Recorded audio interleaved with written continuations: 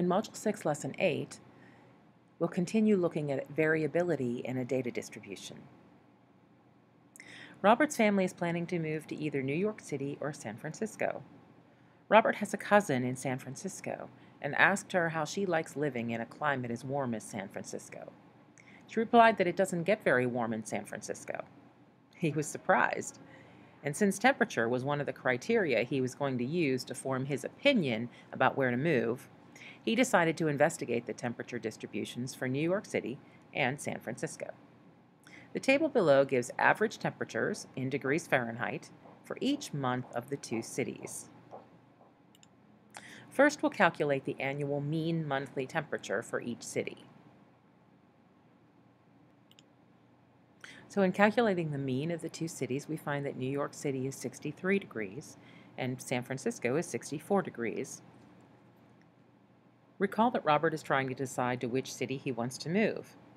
What is your advice to him based on comparing the overall annual mean monthly temperatures of the two cities?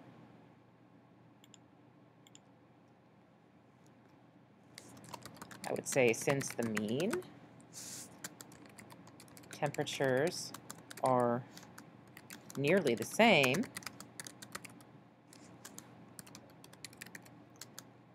Robert could live in either city.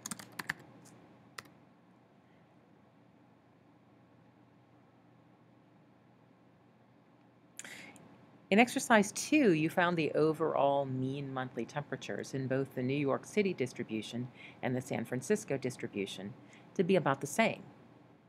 That didn't help Robert very much in making a decision between the two cities. Since the mean monthly temperatures are about the same, should Robert just toss a coin to make his decision? Is there anything else Robert could look at in comparing the two distributions? Variability was introduced in an earlier lesson.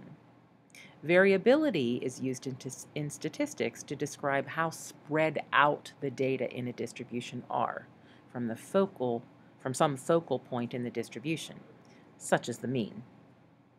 Maybe Robert should look at how spread out the New York City monthly temperature data are from its mean, and how spread out the San Francisco monthly temperature data are from its mean.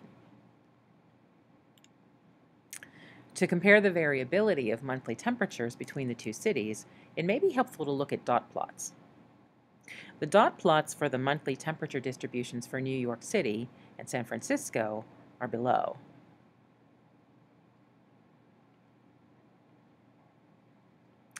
Using those dot plots, let's answer a couple of questions.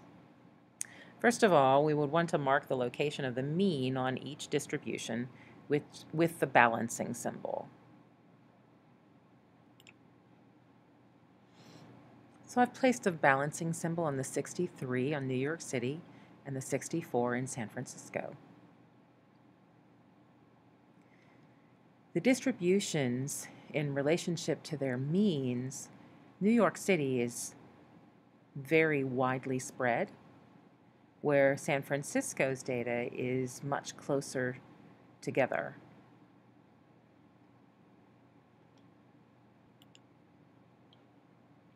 If we then describe the variability of the New York City monthly temperatures from the mean, we could say that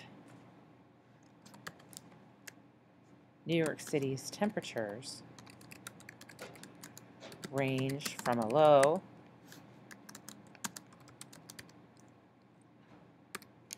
of 39 to a high of 85.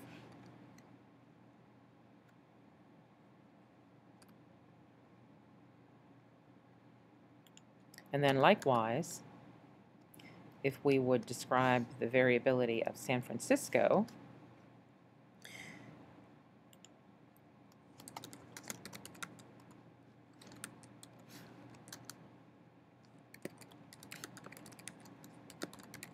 they range from a low of 57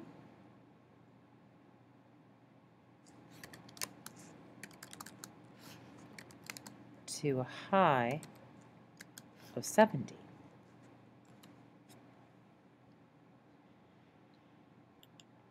So if we compare the amount of variability in the two distributions, we find that the variability is very different.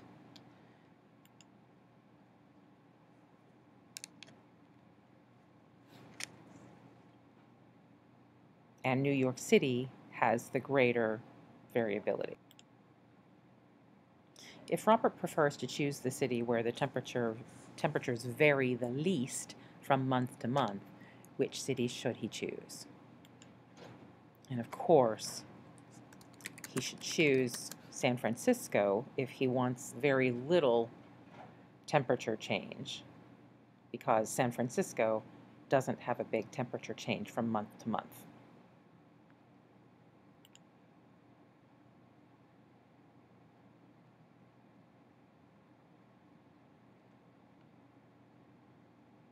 The mean is used to describe the typical value for the entire distribution. Sabina asks Robert which city he thinks has the better climate. He responds that they both have about the same mean, but that the mean is a better measure or a more precise measure of a typical monthly temperature for San Francisco than it is for New York City. She's confused and asks him to explain what he means by his statement. Robert says that the mean of 63 degrees in New York City, or 64 in San Francisco, can be interpreted as the typical temperature for any month in the distributions. So 63 or 64 degrees should represent all of the month's temperatures fairly closely. However, the temperatures in New York City in the winter months are in the 40s, and in the summer months are in the 80s. The mean of 63 isn't too close to those temperatures. Therefore, the mean is not a good indicator of typical monthly temperature. The mean is a much better indicator of the typical monthly temperature in San Francisco because the variability of the temperatures there is much smaller. Consider the following two distributions of times it takes students to get to school in the morning and to go home from school in the afternoon. So to visualize the means and variability, we drew dot plots for each of the two distributions. Here's our morning travel time, and here's our afternoon travel time. What is the mean time to get from home to school in the morning for these 6 students? And so the mean time in the morning, and it's very visible from the graph, because our graph is very symmetrical, our mean time is 14 minutes. The mean time to get from school to home in the afternoon for these 6 students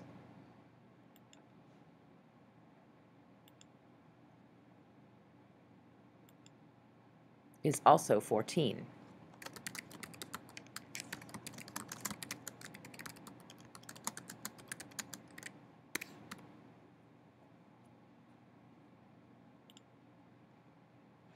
And so finally, we ask the question, for which distribution does the mean give a more precise indicator of a typical value? And since we can see that the data is not as spread out in the morning, we would say that the morning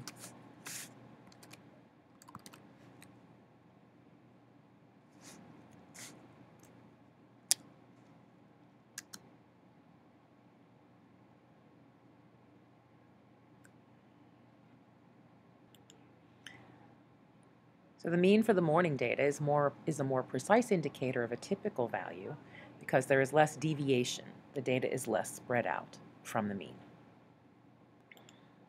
Distributions can be ordered according to how much the data values vary around their means. Consider the following data on the number of green jelly beans in 7 bags of jelly beans from each of 5 different candy manufacturers: Allgood, Best, Delight, Sweet, and Yum.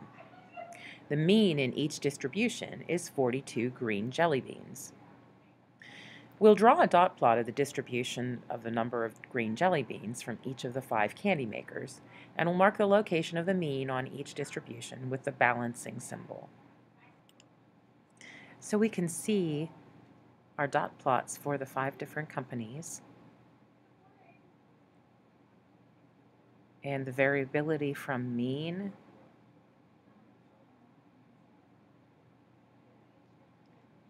and we probably could argue that all good is closest to its center, followed by sweet, and then yum, and then delight, and finally best, which is the most spread from its mean.